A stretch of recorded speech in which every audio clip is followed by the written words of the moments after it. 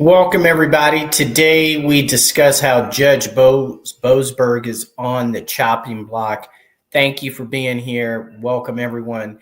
If you've been following along with the different problems that are developing out of these different federal district courts, you would know that Judge Boasberg, who is the Chief Justice in Washington, D.C., how he's acquiring all these cases. Now, the interesting thing about this is that the cases that he's acquiring are out of state cases.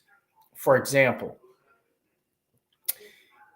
he's assigned himself every controversial case that has to do with the Trump ruling for different alleged gang members to be a part of Trende Aragua or any other MS-13 or any other gang.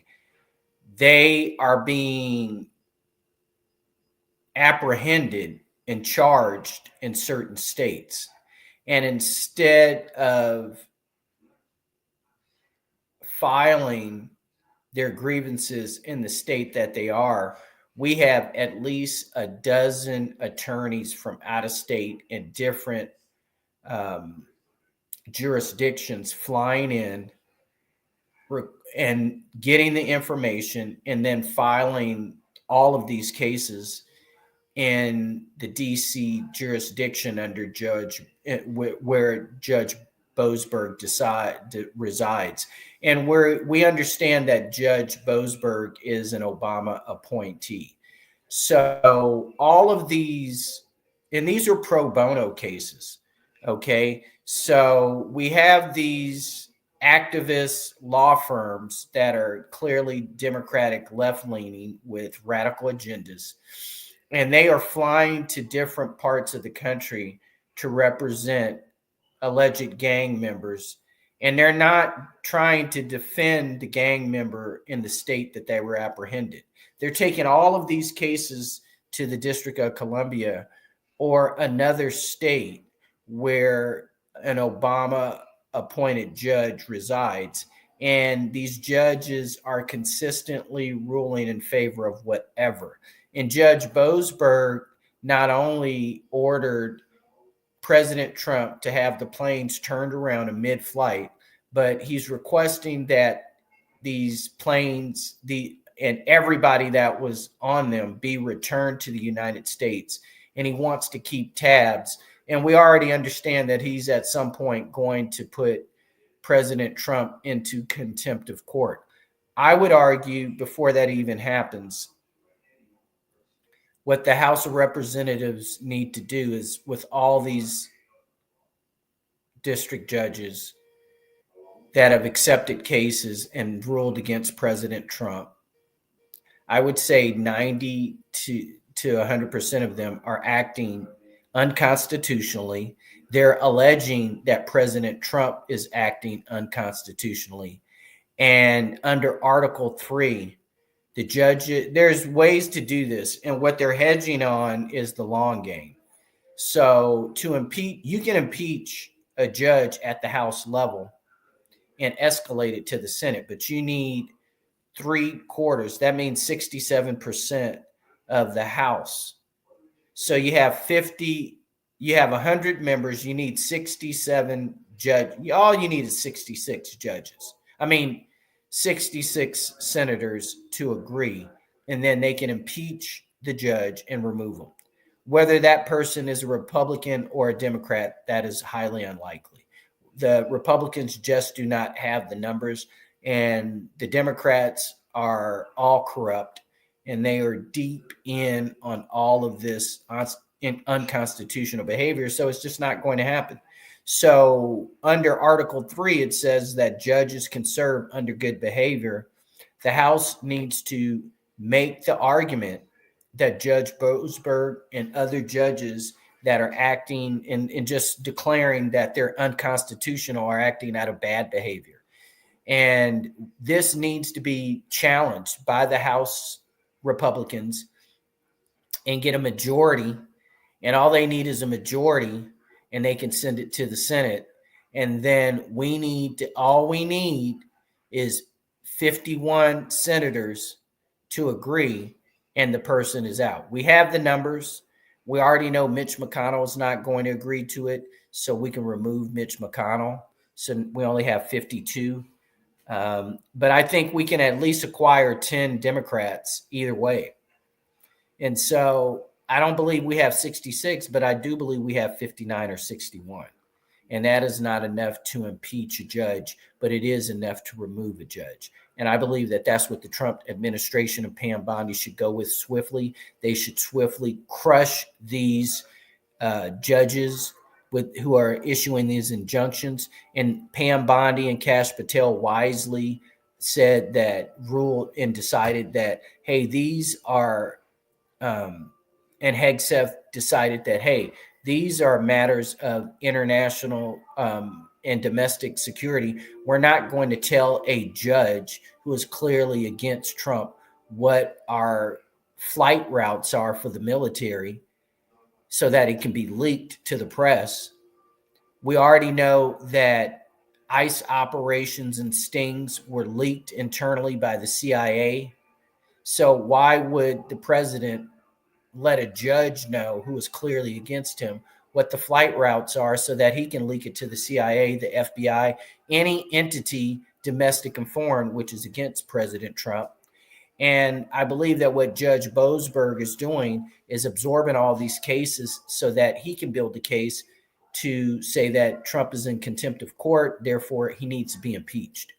So before that even happens, Trump and the Trump administration needs to act swiftly and crush these judges.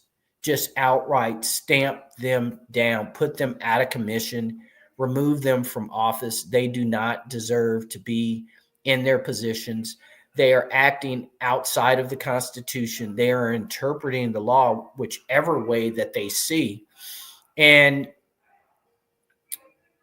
this has been going on for a long time, but I believe we needed this to occur so we can prove the point that our judicial system is highly corrupt. I believe what's going to come out of this is that at the state level and at the county and city level, that there needs to be an overhaul through the judicial system. It's clear that many judges are taking bribes, that they are ruling on cases where they have a clear conflict of interest and they are not recusing themselves. This is widespread and rampant throughout the country. Only at the city and county level do we see it exaggerated, because this is generally rulings against African Americans and Hispanics, Mexicans in particular, to create mass incarceration. And so at the city and county level, we see this. We see it at the state level with state cases. And then at the federal level, we see how African Americans and Mexican Americans are treated and Hispanics are treated through the judicial system. But we needed federal district court judges who have spite towards the president to rule against the executive order and effectively usurp his presidential authority of the executive office. And we needed this to come out to be able to build the argument that, hey, the judicial system in our country is broken, is corrupt. We even have Judge Roberts and Amy, whatever her name is. They are questionable. I believe those two justices need to be removed from the Supreme Court. I believe now President Trump is reflecting on appointing Judge Amy to the Supreme Court and needs to come up with something to remove her as well. And then it's clear that Judge Roberts is compromised. So as the Chief Justice, he needs to be removed. His behavior is questionable and dubious. And I believe that not only should the Trump administration immediately attack these judges and remove them and have the House initiate arguments to have them removed and then send it to the Senate, but I believe that Chief Justice Roberts of the Supreme Court needs to be investigated. And in the meantime, we need to come up with what to do about Judge Amy. She's very unreliable. She seems like a Democrat. I believe that the first time around, President Trump just didn't think through it properly. That's what I believe. He didn't think through it properly. He made a rookie move, and he's regretting it now. And now he needs to figure out a way to redeem himself. I'm sure he'll come through with that. And I'll keep you posted. I believe at the end of April is when we'll see the first economic plans released by the Trump administration. I don't see anything happening between now and Easter. The courts, excuse me, the courts are attempting to trap and slow down President Trump. And so all these court cases, that's what they're all doing. So with that, this is Daniel Plummer with the Crypto Kid. The financial markets are not suffering. They're just zigzagging. So there's not a lot to report. Starting tomorrow, we will begin to report on small increases. But I know you and I, we're waiting for cryptocurrency movements. We're waiting for legislation. We're waiting for action. I believe that will be revealed. But I believe President Trump is dealing with all these executive order challenges, these injunctions that are placed against him, figuring out what to do. And I believe after that, we will have some light at the end of the tunnel. And we can look forward to some positive growth in our economy, which is deeply needed. I believe, in addition to that, these recent tariffs that Donald Trump has made against these different countries has had them lift their tariffs. And I believe it'll take 3 to 4 months for us to see prices come down in the United States nationally. But let's look forward to it. And so with that, I'm out of here, Crypto Kid. This is Crypto Kid TV. God bless you. Thank you for being a consistent watcher. I know we've been reporting more on a lot of politics, but it's all affecting our economy. And I believe Doge is making a lot of great strides in uncoverings of fraud, waste, and abuse. So continue to follow along. And with that, we're out of here. And remember, the future is crypto.